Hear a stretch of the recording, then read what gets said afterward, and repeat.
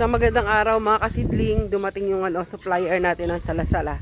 So finally nga na-retrieve na natin yung ating data o information ng supplier natin sa salasala kasi napagawa ko ng isang cellphone ko. And ngayon, nag-order ako sa kanya ng 100 pieces muna. And pakita ko sa inyo at pakilala ko sa inyo yung ating supplier. So, maglalakad muna tayo papunta sa baba. Dahil sa baba natin pinapabagsak yung absent na naman yung natin, yung mga construction guys natin. So, ganun lang talaga sila kapag napupull out na sila kapag wala silang ginagawa sa bukid. Kasi mga nagtatanim din sila ng palay And minsan-minsan, ayun, nalilibre sila kaya nandito sila sa atin. So, gifted ay di maselan na mau. Yung tawag dito. So meron tayong isang kakilalang nagpupunlaan din na nagpapagawa sila ng greenhouse nila ngayon. And sana all talaga. Oh my god, dead string of frog. Wawa naman yung frog. Sana all talaga na maraming tawa na gumagawa. So ang bilis niya magpagawa ng greenhouse. Tapos may tumawag din sa atin nung nakaraan, naghahanap naman siya ng labor niya sa greenhouse. Gumagawa ng greenhouse. So, syempre, wala rin tayong alam. Ganun lang talaga. Minsan yung may mga lugar na gifted sa dami ng mga gusto magtrabaho. Meron din talaga na kagaya namin na nahihirapan kami maghanap ng mga workers. So, ito na yung natin, supplier. So, ito na yung supplier natin mga kasidling. Kapatid ka po ni Kuya Jonix? Bilas. Bilas. Yung kapatid, yung asawa niya po yung kapatid. Kapatid ng asawa ko. Oo nga pala, Bilas nga pala. Sorry. So, ito yung salasala nila guys. Mamaya check natin. Bayaran muna natin sila. Kuya, gusto mo mag-iwan ng information sa mga gustong bumili ng salasala? O, iiwanan ko na lang sa kanila. Ano po? Sige po, babayaran ko muna sa mga kasidlings. So, yan, nabayaran na natin sila and gora na sila. So, 95 yung dineliver nila mga kasidling. 100 yung order natin. Hindi na kinaya ng nila. Ng sasakyan. Thank you, bossing. Bulacan po kayo, Saan sa Bulacan ho? San Miguel po. San Miguel. Thank you. Opo, sir. So, ayan, finally, makakapag sahig na si Jason. So, mas malamang niya kay Jason yan magiging trabaho. So, mga kasidling, ito yung kanilang salasala. At ito ay, ito na yung dalawang klase kasi yan, yung madalang at saka masinsin. Yung una natin ginamit, yung madalang. Madalang. And ito ngayon ay masinsin na po. Kasi yung madalang kasi dumuduyan. Ito mas siksik yung mga kawayan niya. So, ganyan siya. Ayan. Ang size nito mga kasidling ay 4 feet by 12 feet. Yung max na size ng ng salasala na binibenta nila. So, iba pa rin yung pasadya. Pwede kayo magpasadya. Pero mas mahal. Pero pwede. Na? Tapos, yan. Yung presyo niya ay, yung presyo nito mga kasidling, 180. So, ganun siya kamura. Kung sa labas mo to bibilhin, baka nasa 200 plus na to. Baka 230, 250. Pero dahil nga tayo ay nakadirekta sa paggawaan, mas mura. Tapos, ibigay ko yung So, last time, sinabi ko rito yung number nila. Tapos, naiwala natin and may mga tumulong sa atin na ma-retrieve. Pero, unfortunately, nagpalit sila kuya ng number. So, yung bago nilang number ngayon ay Tantaran. Okay, wait. So, eto na po yung number nila ngayon. Okay, paki-take note na lang po kung gusto niyo po ng salasala na maganda, mura, tapos kaya pang yung ihatid sa inyo yung maramihan. So, sa mga kapwa ko, sa mga kapwa ko nagpupunlaan, ito yung number ni Kuya Junix, 0926 429 5967. Ulitin ko kung tama po 0926 429 0917-222-5967. So, yun yung number ni Kuya Junix as of this year. So, baka magpalit din sila. Pakisave nyo na lang po yan para po may contact din kayo. And kapag ka nawala yung contact ko, matanong kuli kayo. Ganun lang yun. So, ayan. And then, pakita ko sa inyo yung madalang natin. Then, itour ko na rin kayo dito sa update dito sa ginagawa nating greenhouse. May bisita. Yes, boss. Yan, naghahanap ng talong yung customer nating walk-in. Nakaka pa rin kahit na nakatago tayo dito, may mga nag-walk-in pa din. Ganda ng bundok natin ngayon. Diyan lang po sa sunod na greenhouse, kuya. Ang ganda-ganda. Mag-harvest ka na? Wala pa. Papahilog ko si Dagul. May nagbigay sa amin ng kamatis. Ang ganda. Bagong harvest din siguro. Meron na pulot. Boss, dyan lang ho. Ayan. Wala na tayo halos pula. Wala tayo halos punla mga kasidling. Hindi naman tayo makapagpatanim, wala tayong tauhan. So yun yung sinasabi ko sa inyo kanina, kulang sa tauhan. So kailangan, kung meron lang talaga ang problema lang, maganda sana kung may machineries. Ang problema lang, wala pa nagsusupply ng mga seedling machineries dito sa Pilipinas. Dahil nga raw wala raw pong ewan ko. Sana meron malaking dyan. Negosyante. Ito ho pala, paano na po ba ito? Ito po, Calixto. Ito po, kuya. Yan po, Fortuner po yan. Pero ito po, Calixto po ito. Ano po bang gusto nyong variety? Ayan ho. Yan na po yung pinakamalaki namin. Ayun din po. Di ko lang sure kung... Wala nang Calixto sa taas. Ay! Ano yun? Prolifica? Eto na po yun. Entertain ko lang sila mga kasidling.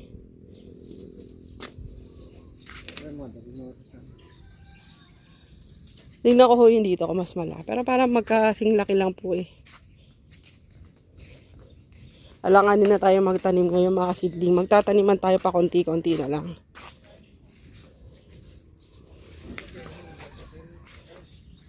Pareho lang ho? Pareho lang? Opo, sige po. Ilan tray ho? 18 po. Sige ho, gawin natin. Aray ko. May bisita po uli. Mga kasidling, akala ko bisita. Akala ko bisita, buisit pala. Aga-aga. Alam mga kasidling, si Dong po ng Chatay. Iyon tayo ha. Sa mga nangangailangan ng Chatay seeds dyan. Pakigawa yung, anak ng tinola. Ano yun? Tinatawanan ako. Ang pangit mo daw, pangit daw umaga nila.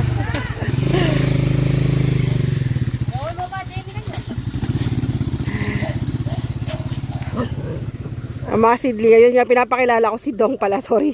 Chatay seeds po, so sila yung ang may gawa ng Patriot. Ano po ba yung mga sikat nila seeds? So, yung kinukuha natin sa kanila Patriot na panigang. Eto, wala kayong yung may sako kayo dyan. Yan, natututo na sila maglagay ng sako. Very good. Mayroon, wala. O, wala na naman. Ganyan katigas yung ulo nila.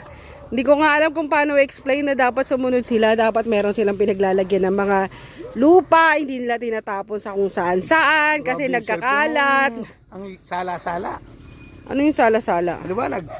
Siyempre, ganyan tayo. Malabo na yung mata natin Kumuha kayo ng doon. Huwag nyo na pag-sermonin. Kumuha kayo ng sako, lagayan ng lupa. Kasi yung lupa na tinatanggal na hagis lang kung saan-saan. Gusto ko na nga silang ihagis kung kaya ko lang Wala ka pala ng talong. Yung talong ko pinula mo. Wala ka naman binigay sa akin doon kung hindi ka ba naman ewan. Ayan, nagbibigay na. Gusto mo sumama? Sa Kailan? Ahin, sa 23. Pwede naman. Harvest Festival, daanan kita para makita mo yung Oh, maganda yun para makilala natin yung mga bagong variety. Eh, mga kasidling, nag-introduce si Dong. Ito na itatitle natin mga kasidling, no? Yung Chatay Seeds ngayon. Interviewin na rin natin si Dong. Total, nandito na siya. Oh, sir. Magpipicture muna kami, mag-attendance daw po. Ganyan mag-attendance sa mga ahente ngayon. Okay, yan po ang may paglilingkod natin. Sir, paki-explain mo nga tong... So, ito hindi pa to out sa market. Siyempre, sample pa lang. Bali, ito po ay sample pa lang. Tapos, sir, bakit kayo gumagawa ng ganyan na nagpapatrial pa kayo? Ba't kayo nagbibigay ng sample? Para po masubukan ng mga farmer. Alam nyo naman, yung iba, to say is to believe. Wait lang, sir, hindi nakikita yung kapugian ni sir. Dapat dito siya. Ayan. Against the light kasi. So, dapat kitang-kita yung pagkagwapo ni Dong. Ito pong bagong variety natin ng talong, may pangalan na po. Conqueror. Kaya lang po. Ba't na Ano awali yung pangalan, sir? Ang pangalan po ng bagong variety natin na talong, Conqueror. Conqueror. Akala ko binabasa mo na yung Thailand na ano eh. Hindi, pero So, conquer. Galing sa salitang conquer. 206. Parang emperor, conqueror, ganyan. So, ito bagong variety. Explain mo nga, sir, yung characteristic ng variety natin na to. Pero wala pa, no? Hindi pa siya pwede. Hindi pa ano, Hindi pa available. Hindi pa available. Ngayon, nagpapapunla po ako yung madam para po maikalat dito sa ating May kalat ang magandang balita. kahit ibigay lang ng 20 plus 1. So, pagka ano, sir, sige, hindi pa natin pwedeng sabihin kung ano yung characteristic niya. Opo, hindi pa. So, ano pa lang. Pero So, pwede po siyang pang alternative o counterpart ng Calixto. pagka ganito for trial, kukunin yung feedback ng farmers. Opo, ito na kaya nag-harvest festival tayo. Okay, okay. 26. So sa Harvest Festival, pupunta tayo mga kasidling para makita natin tong bagong variety ng Chatay at saka pati po yung mga ibang variety ng ano po, ng Chatay po. So yung kinukuha ko sa kanila ay Patriot na panigang, tapos may bago silang labas na panigang na halos kasing characteristic ng Patriot, which is yung bago ay Tomahawk panigang. Ayan. Habang nagtetenor yung mga girls sa ano. Yung dalawang tauhan ko na lang na matitigas pa yung ulo. Okay na yun, Dong. Bali lang ano to. 20 grams. Dami. Ito siya. Ayan, Dong. Ayan siya. Yan ang puno. Yan ang bunga. Ayan mo, tingnan mo. Ang ganda. Parang ano. Parang Calixto din. Ano? Ayan. Ayan. Saan yan? Bata trial? pa to. Ano trial yan? Pangasinan. Sa may Villasis. Sa Villasis. Oo. Ano, dami farmer dyan, ano? Oo, daming naman. Pati punlaan doon, lalaki. Grabe. Nasabay sana dito, ma'am. Ngayon ka lang dumating eh. Nung mo pa ito sinasabi. So, yung mga kasiling tatrial natin, then sundan natin yung kabanata nito. Napakapi muna natin si Dong. Yung mga kasidling, tulungan muna natin si Ate May magluto. Hindi naman. Mag-chop lang tayo ng ano, ng spare ribs. To, malaman siya mga kasidling, no? 257 sa frozen. I think 300 plus na po yung fresh. At maganda yung ano niya. Ayan. Yan po, malaman siya. Ito yung yata yung sa palengke, tinatawag lang special ribs. May makulit lang po talagang bata dito sa tabi ko. Parang pusa na, oh. Opo, open. May open mo nga to. Opo, open naman eh. Wala load. Low load. Naku, nag-please na may. Yan, kasi mo muna natin to kasi hindi yan titigil hanggat hindi siya. Opo.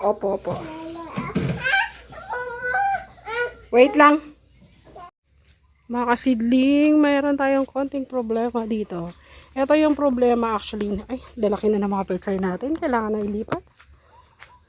Pwede nang talbusan to rito. Hindi ko pa nalilipat hanggang ngayon. Ito ang problema. Na naman sa akin. So may ano tayo dito. Pechay na malalaki na. And ito paborito natin to, arugula o gerger sa mga Arabic. Gerger. Sarap to mga kasidling. Favorite ko to. Sarap to pag ano, kakainin mo kasabay ng prito. So yummy.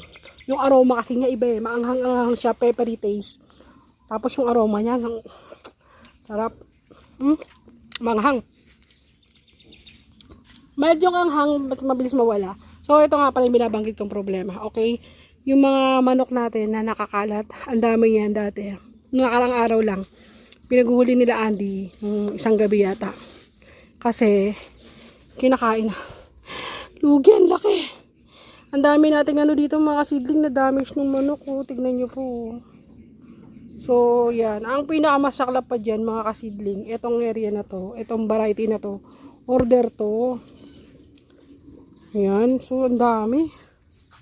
Yan po. So, kung bibilangin natin yung tray, 1, 2, 4, 6, 8. Yan. Kasama yan. Kasama yan. Ito wala. Tapos ito na naman. Dito talaga yung pinakamatinding ano, damage. Gusto ko nang alisin yung manok. Nung nakaraan, hindi talaga na yung maubos-ubos. Pinamigay na po namin iba niyan. Hindi kasi kami makapagkatay dahil nga naging animal lover na kami. So, ayan. Makabawi man yan. Hindi na pambenta. At matagal. Kapag ka nawala yung ganitong kotele doon, yung mga kasidling, ito, maglalabas siya ng panibagong dahon, pero napakatagal. So, ito, importante ito sa halaman. Yun lang yung observation ko Kahit sabi mo na magkakasabayan, makikita natin yung mga kasidling, babalikan ko tong area na to. So, pag itong pinakaunang dahon niya o yung kotele doon na tinatawag ay na-damage, sobrang bagal na ng paglaki niya. Compare dun sa mabuo yung yung parts ng halaman. So, ayan. Ayan pa. Dito madami. 4, 5, 6, 7.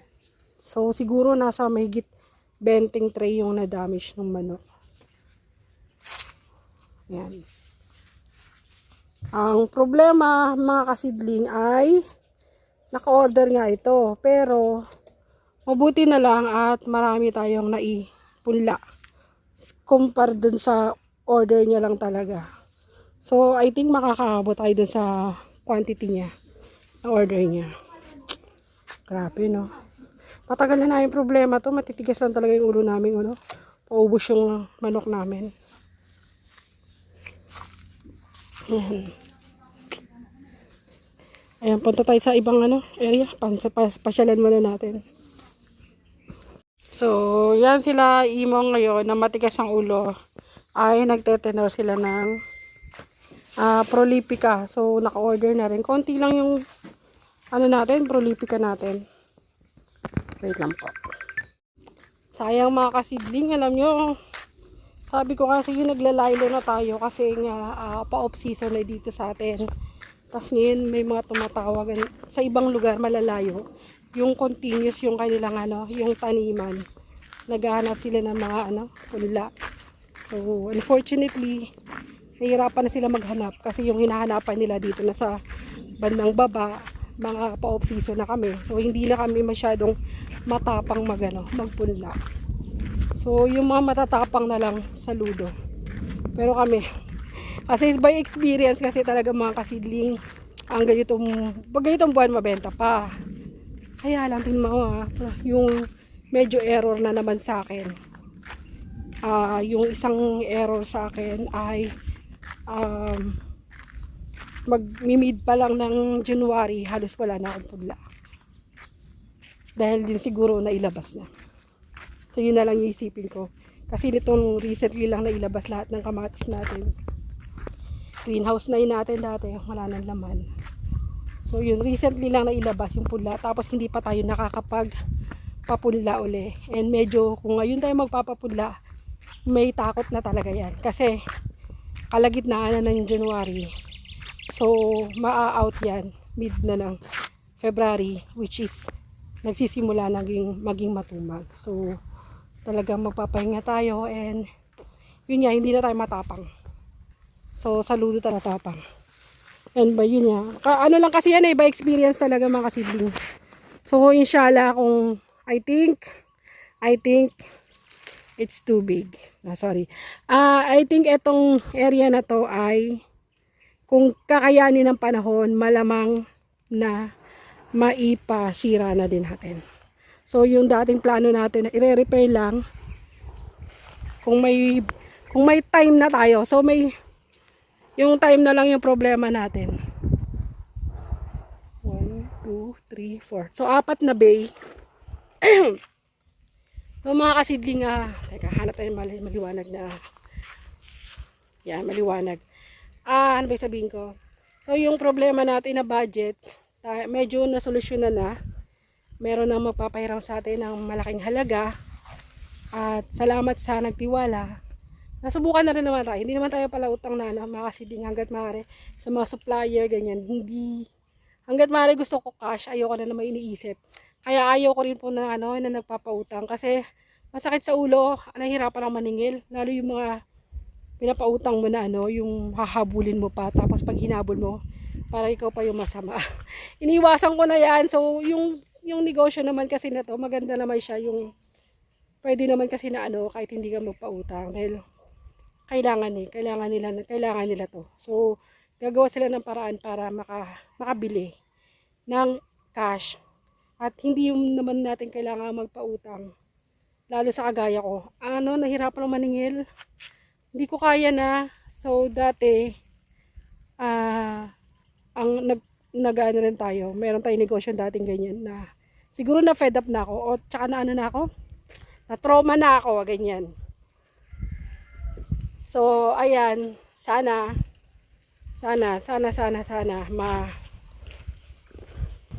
So, sana nga po ay makaya ng panahon. Kagaya yun, wala na naman tayo nagtatrabaho. Ang tahimik na naman ang area natin. Nagkulang pa tayo sa tao. So, try puli natin magpahanap ng tao na stay in.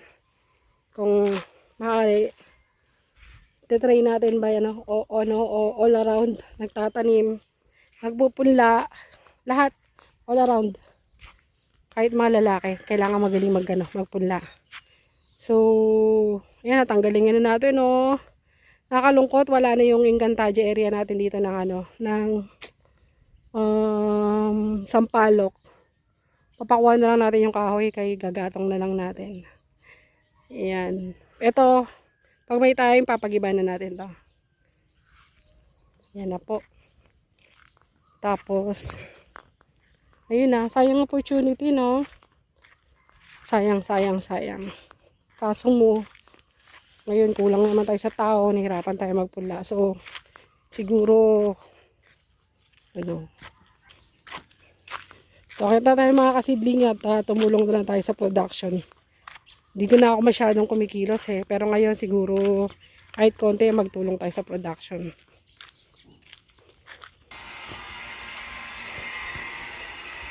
Prolific yan.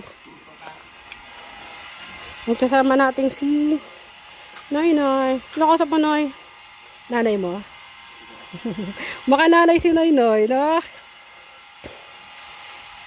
Yun, Titinoy siya ng Prolifica. Naka-order sa atin to. At yung ceiling, hindi ko pala napadalan. Nakakatulog kasi ako. Ito. Order sa atin ni sister. Yung 30. Ayun, Prolifica pa yun. Hindi na, Kalix na yun. Uy, sayang naman. Ilabas, bigay kay Dodong. Sayang. Ilabas mo na lahat yung mga mugmug, Noy, Ayaw. Dito na lang. Bisisibay. So, ito mga kasidling, order sa atin ng sister natin na nakilala lang natin sa Facebook. Ay, sorry. Sa YouTube, sorry. At hanggang ngayon, tinutulungan na tayo. Ang dami natin mga, subscriber na naging kaibigan natin. Talaga. As in, pag magtatanim sa atin, bumibili. Ito yung talbusan natin. Kaya lang mga kasidling, ibang variety na ng ng talbusan. So ito yung tinatawag na hindi ko lang sure kung ang pronunciation niya ay tama. Sebairawit. So kung napansin ko lang ngayon, yung dahon niya iba dun sa talbusan natin. Dahil yung talbusan natin medyo bilugan. Yung sorry po. Music. Medyo bilugan yung dahon, pero ito ay medyo pahaba. Pero pareho silang talbusin mga kasidling. And I think ito mix na ng talbusan at saka ng kinalabaw po yung talbusan natin at saka ito ay sebairawit. So pareho maganda yung kanilang puno. Ayan. Tapos ipakita ko sa inyo yung yung talbusan na kinalabaw. Ito sebairawit. Pero may mix ng kinalabaw to. Pero pareho silang talbusan mga kasidling. So, yung dahon nila parehong kinakain. Iba kasi talaga yung dahon ng ano. Dahil ito ay lumalambot. No? Hindi kagaya nung dahon ng mga ordinaryong siling Taiwan, siling panigang na binibenta natin. Yung dahon nila pag nilagay mo, matigas. Parang hindi siya nagme-melt sa ano. So ito, nadudurog talaga to pag niluluto mo ng matagal. So sa bayrawit, pansinin niyo yung yung dahon niya, wait lang. So ganyan, mahaba. Pahaba siya. Okay, kuha nga tayo ng isa. Asang dahon. Then puntahan natin yung sili natin kinalabaw. Ayan, dito tayo sa isang area natin. Tapos ito yung kinalabaw mga kasidling. Yan. So medyo compare natin. Ito mukhang pareho silang dalawa. Pareho silang dalawa pero iba talaga yung iba yung shape nito. Wait lang ha. Pareho ba? So ganyan. Nalito lang yata ako makasidling. Ayan malalaki yung dahon niya. So ito pa mukha silang pareho. Pero sa mga may pagkakaiba rin eh. Kung mag-gets. Pero alam ko kasi yun, dahil variety na binigay ni Dodong yun eh. And iba yun. Mahaba yung bunga niya. Ito medyo pabilog. Ayan yung dahon niya. Tapos yung ito. Ayan medyo pahaba siya. And compare sa ibang mga dahon. Ayan bilogan. So ganyan yung kinalabaw. Ito kinalabaw yung isa. Sebay rawit. Tapos may bago tayong variety ng ng talbusin. Ito yung nawawala na dati ay ito talaga yung sili na meron lang sa Pilipinas na sabihin ko na siling labuyo. So yung siling labuyo hindi mo na halos makikita yan sa sa palengke kasi nga liliit, ang hirap pitasin. So sino magtsatsaga na magpitas ng gano'n, no? So yung Taiwan kasi ang kagandahan sa kanya malalaki, madali magpitas, no? At mas konti lang na pitas mo, kilo na agad. So yung yung labuyo, maliliit, mahirap. So parang pang-ibon na lang yun. At yun yung isang variety na bago natin na binibreed ngayon. So may sebay rawit tayo, and meron tayong kinalabaw, tapos magkakaroon tayo ng labuyo. So yun na siya. And kailangan ko na pong tumulong mga kasidling. Mga kasidling, di ko na natapos kanina yung pag-video. Medyo nag-busy na uli. At may mga customer kasing dumating, no? Medyo mabilisan. So, hindi na tayo nakapag-video. Ayan, pasalamatan ko lang po kayo sa patuloy na yung panonood. At see you po ulit bukas.